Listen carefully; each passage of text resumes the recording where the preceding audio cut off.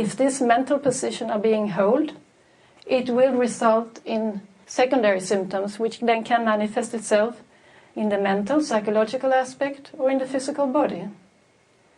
And again, if we think psychic and noetic action, it filters all the way down to a cellular level.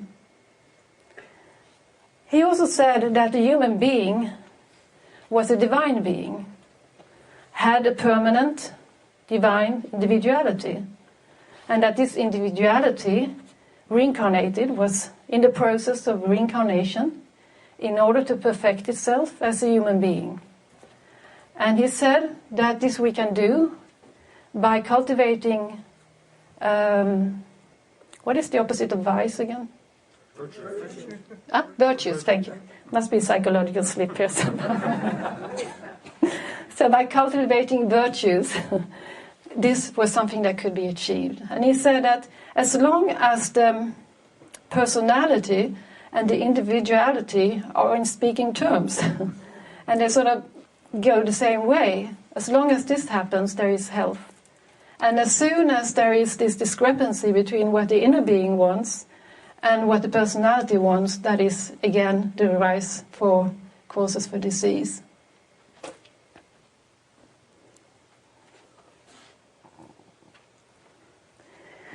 He also said that when we come to this life, we're about to incarnate, we have an individual archetypal blueprint that is our potential for this very incarnation.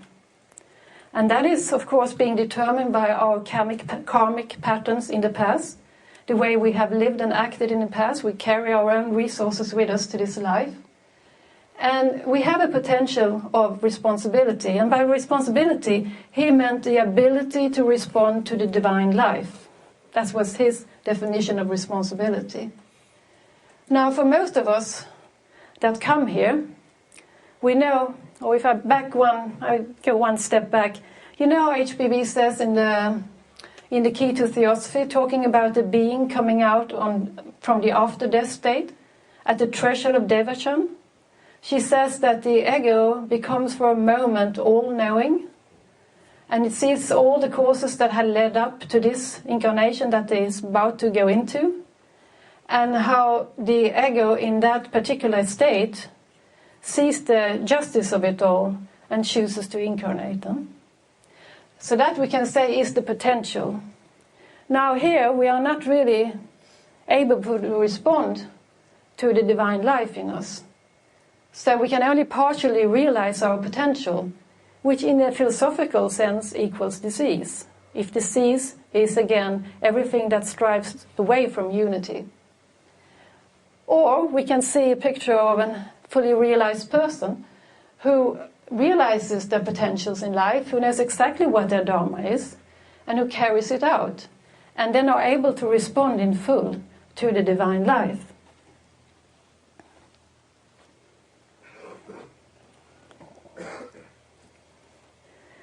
How does the remedy work? Well, we know that when we have made researches on homeopathy, we know that in the actual liquid that we take as the medicine is very little left of the substance of the plant or itself. No? Very few molecules are left indeed. And that's why they has been jokingly called sugar pills. There's nothing to it, it's just in the mind. Well, that's not just, is it? We know that from yesterday. So Dr. Bage was very fascinated by Paracelsus and Paracelsus' way of looking upon herbs and the alchemical process. And once when Dr. Bage was walking through a field in the morning where the dewdrop was still on the leaves of the plants, he thought this dewdrop must somehow contain the very essence of the plant. It must have captured something of the soul and spirit of the plant. And we know from reading about water, how water can carry memory of things, right? The Japanese studies that have been done, and we know also that H.P. Blavatsky and Transactions talk about ice, which is another form of water, which has great occult properties. So water is what is being used with, so Bage would take the plant, and he would let it out in the sunlight in a bowl, crystal bowl filled with water, spring water, and he would let the plant stay there exposed to the full sunlight for 4 hours. Then he will drain away the water and he will mix it up with cognac. Not because he was so fond of cognac, because cognac is, or was at the time, being stored in oak barrels. And oak is another one of the beige remedies, so that's why he chose that one. So what he said was, the soul always has the capacity to perform anything we like. I mean, the truly human soul, the noetic aspect of our being. You could say it's like the sun.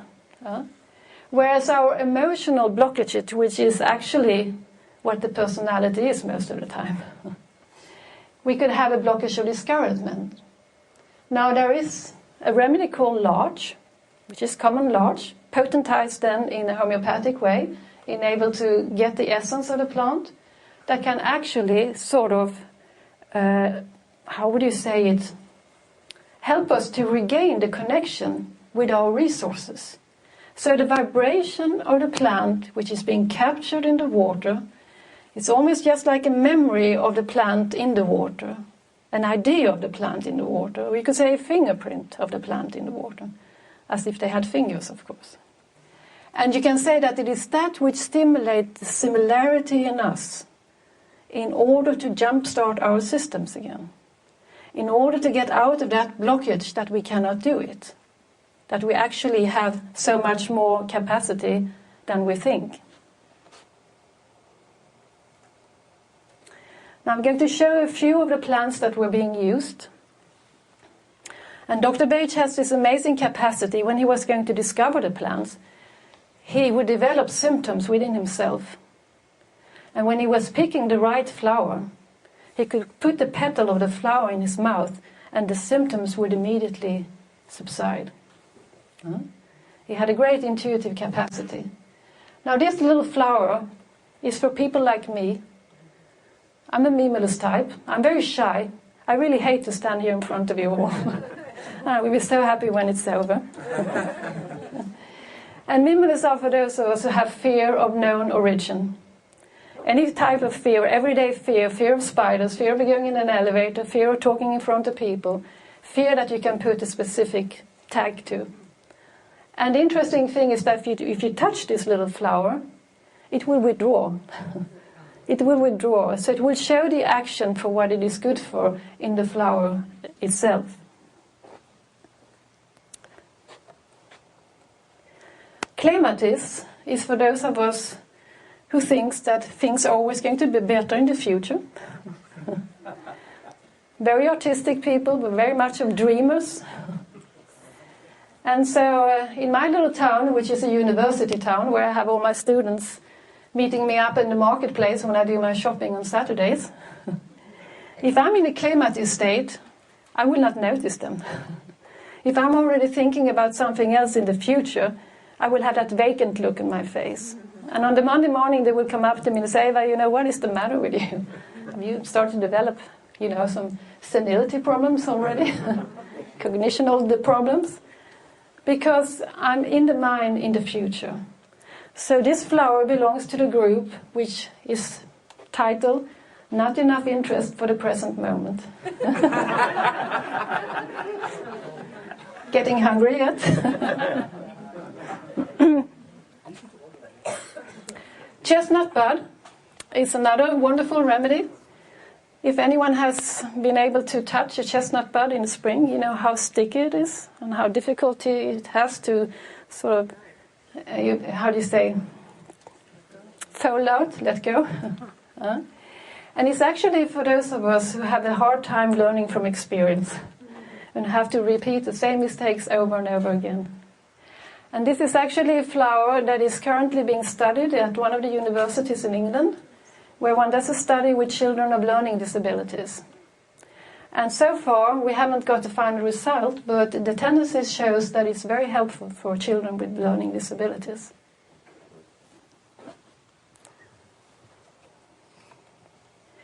White chestnut is a good characteristic of the lower mind. It's that constant chatter that is going on in the head, especially when we try to sleep. Say that I go to a conference and I talk to people and I hear people say, and I say, oh, when he said that, she responded that, and how do I relate to that? And how should I interpret it? And now what I said, did it get it or not? And all these thoughts keep on churning in my mind. So that is white chestnut. I had a wonderful experience with a patient before coming out here. A woman who had, most of her life, she was in her 40s, most of her life she had a problem of having this constant chattering in her mind. So about a week ago, when she has been on the remedies for maybe 3 weeks, I had a cryptic message on my answering machine saying, Ava, it's quiet. And I thought, you never know. Working in psychology, you never know what is meant by that. But she actually informed me that for the first time she had been able to experience this inner silence. Now, this is a beautiful flower. Patience sweet that naught can ruffle. Yes. It's actually a very theosophical remedy. I don't know what it is with us theosophists. And maybe I'm just speaking for myself. But in patient nature, the tendency to finish off sentences for others because they just don't speak quick enough, or being irritated at some Swede that's standing there talking very slowly compared to the American way of talking. So impatience is for those of us that have that tendency, and it's very funny because normally the way we walk is with the head before the body. So this helps us, and also that develops a lot of mental and, how would you say, muscular tensions in the body. You have room for a few more? Yes? Not falling asleep? Good? Not impatient. Good. Water violet is a flower that grows a little bit by itself. You see there is a distance between them? And water violet is a little bit like a cat. You know how some cats don't want to be petted? You come close to them and they sort of withdraw. And water violet is for those people who are very capable, but at the same time very reserved people. And people who have a tendency to be a little bit aloof. And if it goes to the extreme, if it really goes off balance, it becomes pride. An example of this was one of the training programs I went to with the beige flower remedies. We were trainers from all over the world, and there was a very sweet Japanese person, a woman. And you know sometimes how Oriental people have this very beautiful composure. They're not really showing their emotions, but holding very much back. And she was very sort of holding things back. And we were advised for the days we were there at the conference to try one different remedy. And she tried water violet.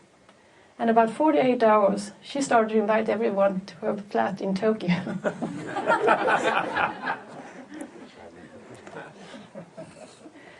Heather is another remedy. Now say if I would come up to John, and I would start to tell John everything about all my diseases, all the problems I had. And then I will go on to Pam. I will start to talk to Pam the same way, and I would just, let it all out. And Pam would take one step further away from me. And when she takes one step further away, I go closer to her and closer and closer. So Heather is for those of us who doesn't really have much interest in being alone.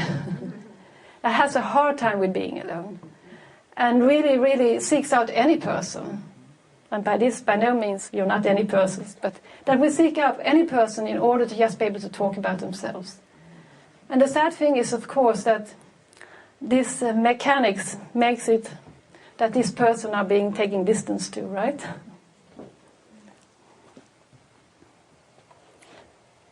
And here we had larger already taken that up. Star of Bethlehem. Also, the initials are SOB, S-O-B, like sobbing. It's actually the remedy for every kind of loss or shock. And here's the remedies that they are most famous for. And that is the rescue remedy. which is a composition of 5 different flowers that is being used not instead of, but as a complement to any emergent situation. And emergency mustn't always be that big. It can be like going to the dentist, which of course can be a big emergency. Huh? So, to conclude a little bit, as there is one great root cause of all disease, namely selfishness, so there is one great certain method of relief of all suffering, the conversion of selfishness into the devotion to others. And that's the most important thing. Huh? No remedy can give us that. We have to be our own remedy for that. And again, it's one of the most beautiful phrases in the voice. Compassion is no attribute. It is the law of laws, eternal harmony, allied self, a shoreless, universal essence, the light of everlasting right and fitness of all things, the law of love eternal. The more you become at one with it, your being melted in its being, the more your soul unites with that which is, the more you will become compassion as absolute, which we will say would be the perfect definition of health. So I'm inviting questions and discussions.